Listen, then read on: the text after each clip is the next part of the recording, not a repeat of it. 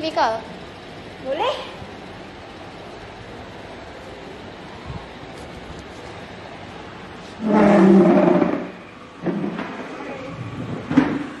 Nak tengok TV apa ni? TV 3. Nice. Ada kok. Apa maksud? Kenapa tak boleh buka? Siapa tengok? Aku baru beli je hari tu. Takkan bateri dia dah habis. Dia lah benda ni mahal. Aduh. Kau banyak tengok TV lah. Gimana tengok? Lebih tu baru dah. Nak buang macam ni je ke? Buang je lah. Nak buang macam mana lagi? Baru beli je sayang ni. Aduh. Ke mana? Ke sampah sana. Dah sikit dah. Kau tak buang je terus.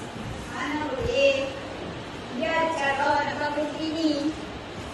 Dia kena pergi pusat kita semula. Sebab dalam bateri ni ada bahan kimia berat. So tak boleh buang macam tu je. Buang je lah. Mungkin. Biasa macam masalah Nisa tadi. Salah. Nina.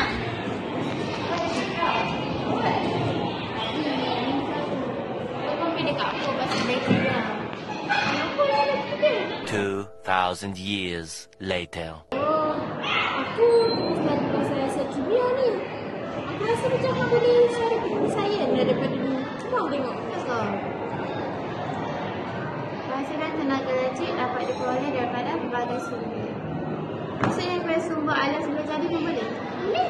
Contohnya? Contohnya macam kita boleh guna